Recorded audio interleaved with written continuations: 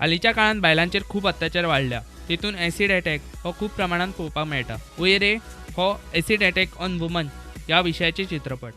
आज जिस फिल्म के बारे में बात होगी वो है film उयरे।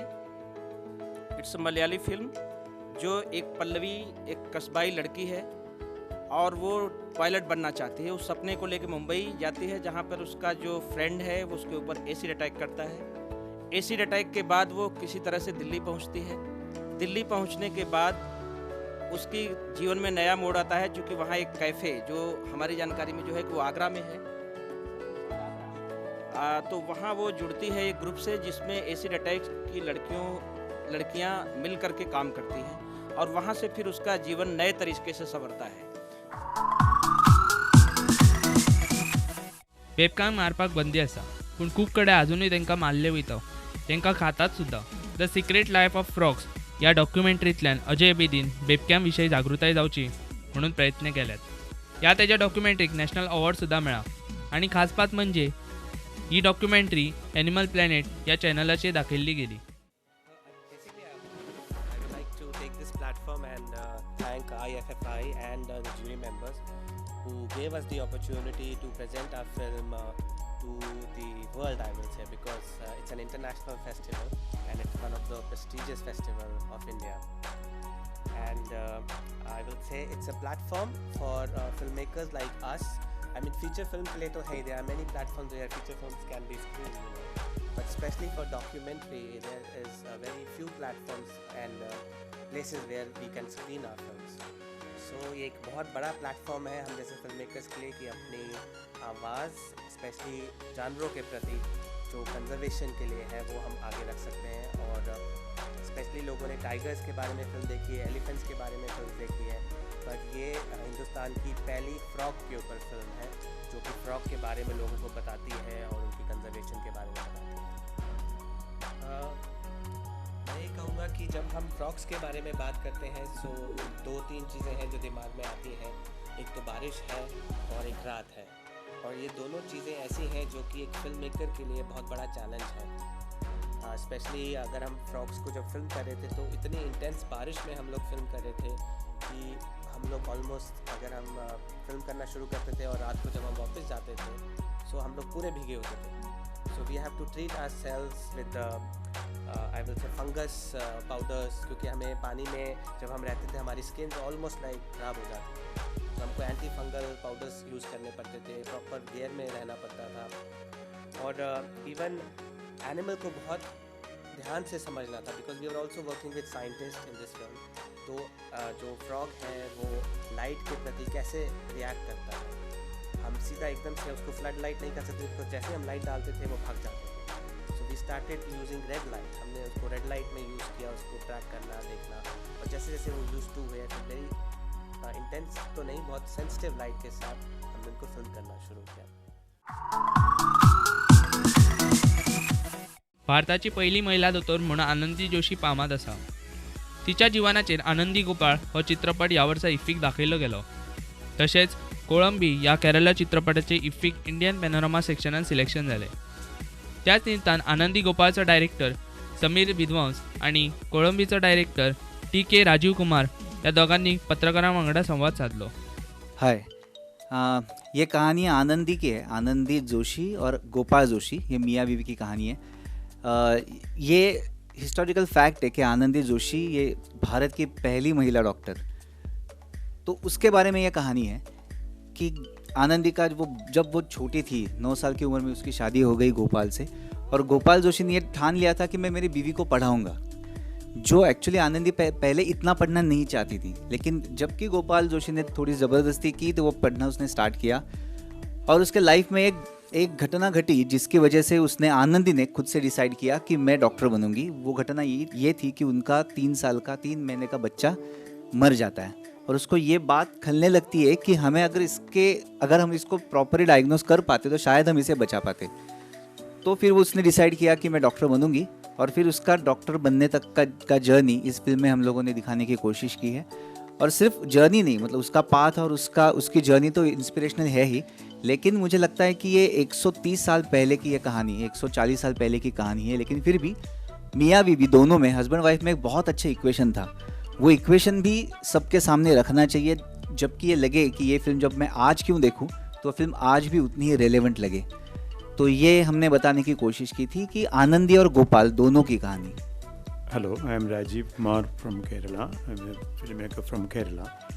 This is my 25th film, Kolambi, meaning loudspeaker.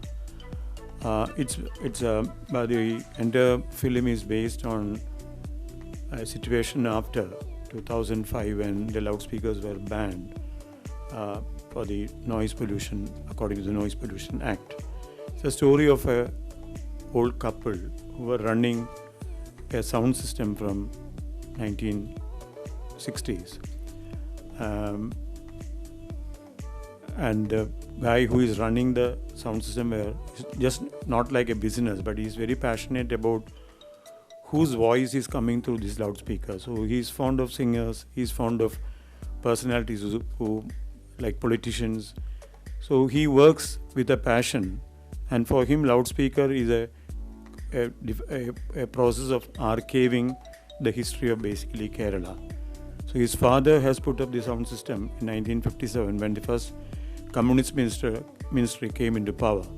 And from there onwards till 2005, this man was after every leader, every celebrity, every artist who wants to communicate to people, the society.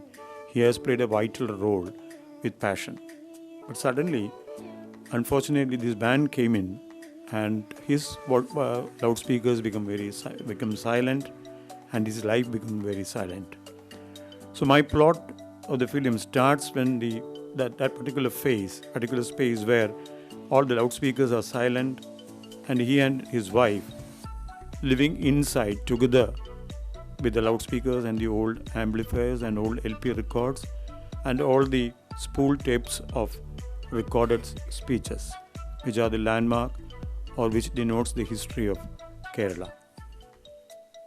And they are entangled in that process, and naturally the people who realizes their agony started coming into that house to listen to old songs from the LP records and old speeches of personalities, and that becomes their life. And Nitya Menon's character, who is an artist in the film, and she came for the Kochi Biennale. She has come for doing an installation. When she came to know about this particular place. It's called Paattu Kaapikada. That means you get a coffee when you ask for a song. So whoever comes to that place can ask for an old song, and then he will play the song for you, and then she will give you a coffee. So she got fascinated about this family and this particular concept, and then the film takes a turn when how her entry into their life turned their life upside down, and she realizes that their life will be fully satisfied or contented when the loudspeakers start speaking again. So that triggered her, and her installation in the Cochin Biennale was all with these loudspeakers, and she made the loudspeakers speak again, talk to people again. This is the basic storyline. 50th international film festival of India Goa में अभी हो रहा है। And जहाँ तक हम फिल्मों के बारे में बात करते हैं या फिर एक्टर्स के बारे में बात करते हैं, मेरा सबसे जो मुझे पसंदीदा एक्टर है, सबको पसंद है बिग बी। और क्यों पसंद है? क्योंकि जब भी उन्हें स्क्रीन पे देखते हैं तो अलग मज़ा आता है। उनकी आँखों से जो एक्सप्रेशंस मिलते हैं तो बहुत मज़ा आता है। वैसे एक एक्ट्रेस जिसको जब भी मैं फिल्म देखता हूँ तो पर्पसली डायरेक्टर का भी काम देखता हो कि हाँ, उनके आंखों के ऊपर उनके एक्सप्रेशन, आंखों के एकदम सटीक, एकदम ठीक तरह से वो दर्शकों के सामने लाते हैं। यस, नित्या मेनन मैम हमारे साथ है। Ma'am, welcome to Goa. सबसे पहले thank you so much. Ma'am, I start with your movie this year, जो इस साल इफ्फी में स्क्रीन की गई है। एंड फिल्म फेस्टिवल के बारे में पूछूंगा। 50th फिल्म फेस्टिवल है इस साल, आप यहाँ पे कैसे लगे? बहुत अच्छा लग रहा है। मेरा फर्स्ट टाइम है इफ़ी में, तो I am happy to be here at the 50th one. Kolambi Malayalam film है और कोलंबी का मीनिंग है लाउड स्पीकर। वो जो वो जो कोनिकल लाउड स्पीकर्स जो होते थे वो है कोलंबी। और फिल्म के इसके बारे में है जो इंडिया में 2002 में या कुछ ये इसको बैन किया गया। तो ये फिल्म एक कपल के बारे में, ओल्ड कपल, और वो उनका बिज़नेस ये था, उनका पैशन ये था, और जब ये बैन हो गया तो उनको कैसे अफेक्ट किया वो। और मैं एक आर्टिस्ट की रोल कर रही हूँ। कोची में बिएनाले होता है, वहाँ पे एक इंस्टॉलेशन कर रही हूँ, और कैसे ये लोग, ये ओल्ड कपल मेरा एक इंस्पिरेशन होते हैं, और उनका एक रिलेशनशिप कैसे डेवलप होता है। ऐसा एक बहुत ब्यूटीफुल, सटल और इमोशनल स्टोरी है। गोवा में जैसे जो दर्शक है उनको अच्छे क्रिटिक्स बोलते हैं, वो अच्छी तरह से बताते हैं। जब यहाँ पे स्क्रीन हुआ फिल्म, क्या रिस्पॉन्स मिला था, कैसे रिस्पॉन्स? बहुत अच्छा रिस्पांस मिला। मतलब सब लोग कोई उठ के नहीं गए स्क्रीन से। तो यूजुअली क्योंकि ये फिल्म फेस्टिवल है, जब लोग आते हैं तो वेट करते हैं 10 मिनट्स, अगर अच्छा नहीं लगा तो चले जाते हैं, लेकिन सब लोगों ने पूरा फिल्म बैठ के सब लोगों ने देखा। तो मुझे लगता है सबको अच्छा लगा। और इवन जो मलयालम बात नहीं करते हैं वो लोग जब बोलते हैं तो बहुत अच्छा लगता है, क्योंकि वो रियली वो कनेक्ट कर रहे हैं कि लैंग्वेज की बात नहीं है, वो फिल्म से कनेक्ट कर रहे हैं। तो वो बहुत अच्छा लगता है। उन्होंने कहा कि वो ओल्ड म्यूज़िक, वो नॉस्टैल्जिक जो है फिल्म में, वो सब उनको बहुत अच्छा लगा। और एक प्रश्न है, आपने मलयालम फिल्म की है, तेलुगु भी मूवीज़ की है, हिंदी में भी मूवीज़ की है, तो ये आपको जब स्क्रिप्ट मिलती है तो सबसे पहले क्या दिमाग में होता है कि हाँ अगर दूसरे लैंग्वेज में है तो उसकी तैयारी ज़्यादा करनी है, क्या? एक्चुअली मुझे कभी लैंग्वेज के लिए कुछ तैयारी नहीं करना पड़ा, क्योंकि लैंग्वेज मुझे बहुत नेचुरली आता है, बहुत इजीली आता है, और 6 लैंग्वेजेस में बात करती हूँ। तो मुझे वो लैंग्वेज का कोई प्रॉब्लम नहीं है, और उसके बारे में बिल्कुल नहीं सोचती मैं। तो जो भी स्क्रिप्ट मिलता है उसको पढ़ लेती हूँ। अगर मुझे अच्छा लगता है तो जस्ट आई डू इट। वो लैंग्वेज को कभी नहीं देखती। मिशन मंगल केम इनटू, मतलब कैसे, क्या आपका रोल कैसे क्या वहाँ पे आया? एक्चुअली मिशन मंगल के डायरेक्टर जगन शक्ति जो हैं वो बैंगलोर से हैं, मैं भी बैंगलोर से हूँ, और वो कन्नडिगा हैं। तो उन्होंने, और बाल्की सर ने, उन्होंने वो मेरे फिल्म्स देखे हैं। तो they are very familiar with my films, my work.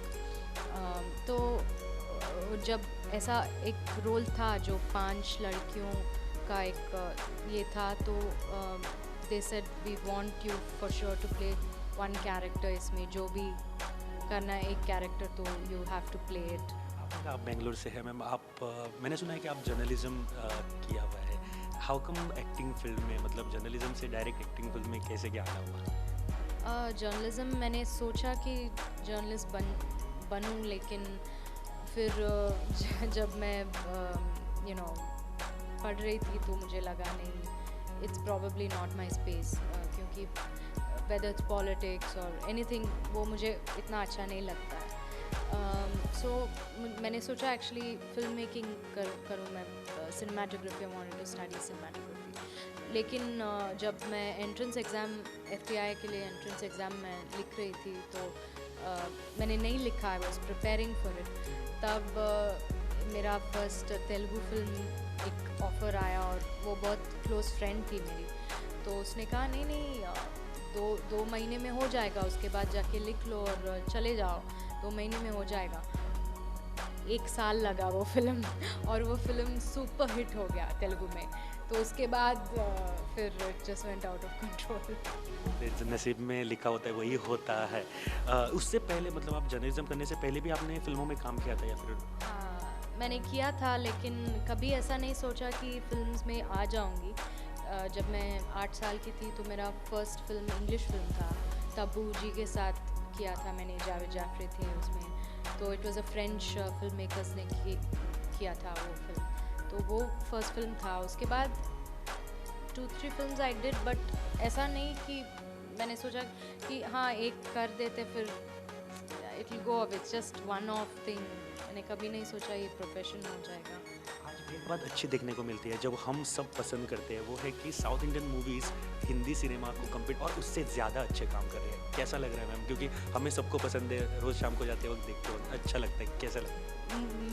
मैं एक्चुअली मिशन मंगल जब हम शूट कर रहे थे तो पहली बार मैं जब बॉम्बे गई थी तो मैंने सोचा बॉम्बे है तो कोई नहीं जानता मुझे, तो फ्री हो सकती हूँ मैं, I can relax, I can be on the road.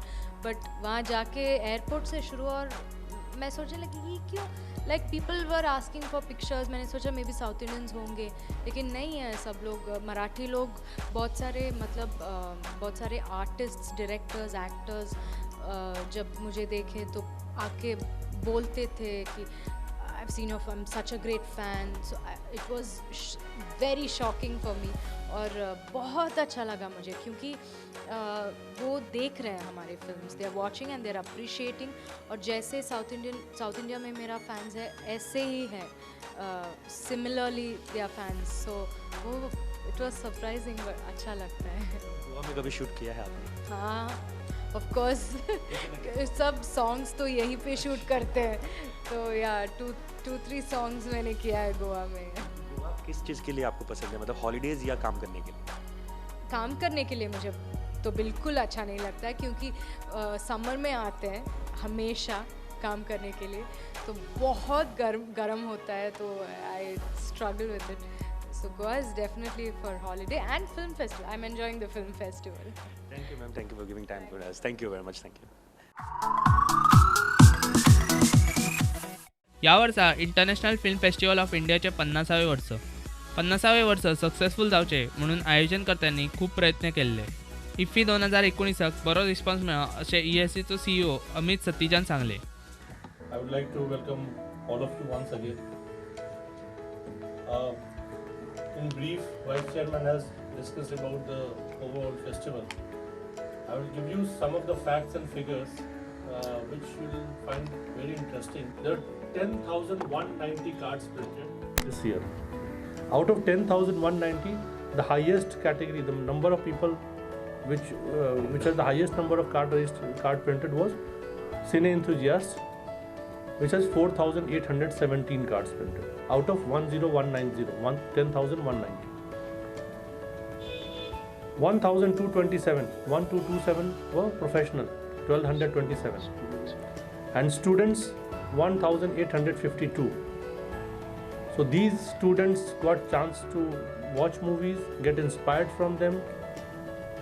If I tell you the number of tickets issued every day, approximately 12,000 to 13,700 tickets were issued every day. On an average, if I take approximately 13,000 tickets every day. भविष्यान गोंयान आनीक film makers जावचे म्हणून ह्या वर्साचे इफ्फीक movie mania short film competition आयोजीत केल्ले। ह्या कॉम्पिटिशना बद्दल सुभाष फळदेसाय पत्रकार परिशदेन उलयलो। पहिलेच फावटी इफ्फी समारंभाच्या दरम्यान म्हणजे जे 8 दीस आसात, 9 दीस, या 9 दिसाच्या दरम्यान पहिलेच फावटी ESGन एक शॉर्ट फिल्म कॉम्पिटिशन दवरिल्लें आसा, तेजें नांव जावन आसा मुवी मालिया। आनी आमी जेन्ना अनावन्स केलें तांचें रजिस्ट्रेशन आशिल्लें till 15th of November, we got the registration of about 476 both put together, गोंयचे आनीक नॅशनल लेवल दोनी मेळून 476 टिमींनी शॉर्ट फिल्म कॉम्पिटिशना भितर भाग जावपा खातीर सहमती दाखयल्ली आसा। आनी on 23rd, after opening ceremony on 23rd of November, तांकां टॉपिक्स दिल्ले आसा। 3 टॉपिकाचेर तांणी मुवी करपाचो आसा, एक रॉंग नंबर, एक late comer and last one is an outsider. ह्या 3 विशयांचेर तांकां आपले फिल्म तयार करपाचें आसा। गोंयचे खातीर 20 अवॉर्ड आसात, first second in all department, best actor, best actress, director जावं फिल्म स्टोरी रायटर, बाकीच्या सगळ्या डिपार्टमेंटांनी तांकां अवॉर्ड्स दवरिल्ले आसात। आनीक नॅशनल लेवल 10 अवॉर्ड आसात। बिकॉज ऑल टुगेदर म्हाका दिसता की 400 सादारण 4,000 लोक फिल्मां करपाक कामाक लागतले। ह्या गोंयान भितर चडशीं फिल्मां गोंयान भितर जावपाची हें आसा, संभव आसा। म्हणजेच गोंयान भितर आमचे जे creative minded new film makers आसात तांकां एक बरी चॅलेंज आसा आनीक ही ऑपॉर्च्युनिटी तांकां आसा की गोंयच्या विविध भागांनी वचून नवे नवे शूटिंग प्लेसीस घेवपाचे, हे नवे सब्जेक्ट आनीक फुडाराक हे फिल्म मेकर्स म्हणून येतले. म्हणटकच हो सगळो क्युरेट जातकच हे सगळे स्क्रिनींग जातकच ज्युरी आपलो निकाल दितले. कदाचित ते आमकां ह्या अवॉर्ड सेरेमनी आमच्या क्लोजींग सेरेमनीक ते करपाक मेळचें ना, कारण फिल्माची संख्या खूब जाल्ले कारणान ज्युरीक कंटिन्युअसली ताचें स्क्रिनींग काबार जावचें ना. आनी आमी आमचे क्लोजींग सेरेमनी जाले नंतर एक स्पेशल सेशन क्युरेट करतले आनी तातूंत भितर हो जो शॉर्ट फिल्माचो मुवी मानियाचो जो रिजल्ट आसा, जी अवॉर्ड्स आसात ती प्रेजेंट करतले on 29th evening. 50th international film festival of India Goa में अभी हो रहा है एंड बहुत सारे मूवीज़ हमें देखने को मिलते हैं जिसमें से हम बहुत कुछ सीख के जाते हैं. और इसी तरह यहाँ पे मास्टर क्लासेस जो होते हैं वहाँ पे हमें डायरेक्टर के साथ वार्तालाप करने की एक चांस मिलता है. And now right now with me I have the finest director from India, Shriram Raghavan sir. Sir welcome to Goa. सबसे पहले thank you. Don't call me finest and all that. Sir आपके मूवीज़ हम सभी ने देखे यार. जो अंधाधुन है मतलब दिमाग में दिल में सब जगह घर करके बैठा है. सर क्या सोच थी जब शुरू की थी ये प्रोजेक्ट सर अंधाधुन? क्योंकि इसके पहले मैंने एक फिल्म बनाई थी बदलापुर, जो काफ़ी सीरियस इंटेंस टाइप की फिल्म थी. तो मुझे लगा कि थोड़ा मज़ा आना चाहिए अगली बार, डू समथिंग थोड़ा फ़नी एंड कॉमेडी जैसा. और ब्लैक कॉमेडी मुझे बहुत पसंद है, मैं कोएन ब्रदर्स का फ़ैन हूँ. तो मैंने सोचा ऐसा कुछ कहानी एक करेंगे. तो हमको एक शॉर्ट फिल्म से एक बेसिक आइडिया मिला था, तो हमने उनको लिखा कि हम इसको डेवलप करना चाहते हैं. तो 3 साल के बाद उन्होंने मुझे परमिशन दिया. फिर मैंने फिर किया, बस लिखते लिखते बन गया फिल्म. इतना प्यार मिलेगा हमको मालूम नहीं था. तो इतना ट्विस्ट उस फिल्म में था कि हर वक्त हर मिनट में एक नया ट्विस्ट देखने को मिलता था. जब आपने ये रेडी की थी और जब आपने पहली बार देखा था तो पहला दिमाग में थॉट क्या आया था, मतलब एज अ ऑडियंस जब देखा था आपने? एज एन ऑडियंस मुझे देखना बहुत मुश्किल है फिल्म को, क्योंकि मैं तो मतलब हम तो बना रहे थे काइंड ऑफ थिंग. लेकिन हमारे पास तभी टाइटल नहीं था. हमारे पास एक अंग्रेजी टाइटल था, शूट द पियानो प्लेयर. तो एक टाइटल हमारे पास ये भी था, किसी ने सजेस्ट किया था मेरे कैमरामैन ने कि आओ वो ट्विस्ट करें. That was the title actually. Luckily we didn't do that. It was so full of twist. So sir एक क्वेश्चन पूछना था कि एज ए डायरेक्टर जब आप ऐसे फिल्में बनाते हैं, एक स्पेशल जॉनर की फिल्में बनाते हैं, तो क्या उसके पीछे आप स्टडी, मतलब एक कैरेक्टर अगर रमन राघव देखा जाए तो फिर एक कैरेक्टर आप देखते हैं या सोचते हैं, हाइपोथेटिकली सोचते हैं, क्या होता है उसके पीछे? उसके पीछे प्रोसेस वही है यार. मतलब हम अगर मैं कोई ऐसा इस टाइप का कैरेक्टर, जब विलनस काइंड ऑफ कैरेक्टर भी कर रहा हूँ, तो मतलब ऐसा नहीं कि हम वो है, लेकिन वो मतलब हम कोशिश करते हैं कि उनके मन में घुसे और उनकी तरह सोचें. एंड बस. सर एक क्वेश्चन अभी सेशन के लिए पूछा गया था कि क्या हम जो वायलेंट है प्रमोट कर रहे हैं फिल्म से, आपको क्या लगता है जैसे थिएटर जो है वो मिरर है सोसाइटी का, फिल्म भी कई हद तक सोसाइटी में जो होता है वही फिल्मों में एक बार दिखाया जाता है, तो सोसाइटी में जो दिखाया जाता है वो फिल्म में दिखाया जाता है या फिर फिल्में देखकर सोसाइटी बनी जाती है, क्या लगता है? नहीं, आई थिंक उल्टा होता है. फिल्में देख के सोसाइटी बनती है, मतलब सोसाइटी बनता है, उसमें से हम लोग आइडियाज़ देते हैं ना. तो वो कहते हैं कि हम फिल्म में वायलेंस है इसलिए लोग वायलेंस, वो बिल्कुल झूठ है. वो रियल में हो रहा है. अभी आजकल तो न्यूज़ देखो तो ज़्यादा उसमें टेंशन है. Sir last question, IFFI 50th international film festival हो रहा है, यहाँ पर आके कैसा लग रहा है, इसके बारे में सर? नहीं, मैं बहुत खुश हूँ कि मैं आया हूँ, क्योंकि 50th तो एक बात है और प्लस गोवा है. और फेस्टिवल में वही एक मतलब इतने नए लोगों से मिलते हैं. अभी मैं 2 नए दोस्त बनाए मैंने, तो ऐसे ही मतलब. और कितने स्टूडेंट से मिला मैंने, कुछ लोगों की फिल्म्स के क्लिप्स देखे वगैरह. ये सब मतलब बहुत ही एक तरह का एक इंसुलिन डोज है. सर एक्टिंग में कभी सर आपने आगे जाके आपको एक्टिंग भी करनी है ऐसा कुछ? मुझे एक्टिंग क्यों करनी है यार, मुझे बहुत टेंशन हो जाता है. अभी भी मैं थोड़ा टेंस हूँ कि मतलब कैमरा के सामने. Thank you sir, thank you for being with us, thank you very much. 50th International Film Festival is going on in Goa, and right now I have the best director which I have seen his movies, and Ram sir with me. So I'll start with the one question. In the session, one person had asked one question about the in films, are we promoting violence or are we promoting something else which we shouldn't? So do you think, like in theatre, we say that theatre is a mirror of the society. In film also, what do you think? Like films are based on the true stories from the society, or while watching films, people are behaving? What do you think? No, there's a lot of genres, but I don't believe in that very strongly, that people react by watching a film. Of course, there are a few rare instances which happen even in Tamil Nadu, but it's all connected to the psychological issue. sometimes some guy watched a movie and he also killed so many people. But he was, but it is not only the reflection of the movie. He has also a psychological issue, so that movie triggered. But generally, if you ask me, the movie says if you take mainstream movie, of course, what it sells, who will come to the theater, they cater to that. So that is one kind of genre. So in that genre, if it happens, it happens. But the audience who comes to the theater, they just enjoy it and see. They watch that movie just for entertainment. They don't take it anything from back to their heart when they go out. That's what I feel from the way I understood Tamil Nadu people. So, do you think nowadays we say that the mainstream, as you said, the South Indian movies are overcoming the mainstream, like Hindi movies, and we are watching more South Indian movies, more Telugu movies. What's your take on this? Because people really liked it. People really like it. That's good because India is not just Bollywood, right? India has several industries: Telugu, Tamil, Malayalam, Kannada, Assami, and different culture and different market, different technicians, and they all belong to India. So when a Hindi movie can run in Andhra, the Telugu movie can run in Maharashtra too, right? So it's a positive change, and this is what we are all waiting for. It's good. So, had you shot in Goa anytime? No, I never. I've been to only IFFI. This is my third time I'm here. First time I came for my 2013 for my second movie. Then I came in 2018 for my fourth movie, and I'm here for the conversation this year. How this type of festival can help a young filmmakers? What do you think? Like International Film Festival or any other festival? Of course, film festival helps you to meet people who has the like interest, and you have a time to spend.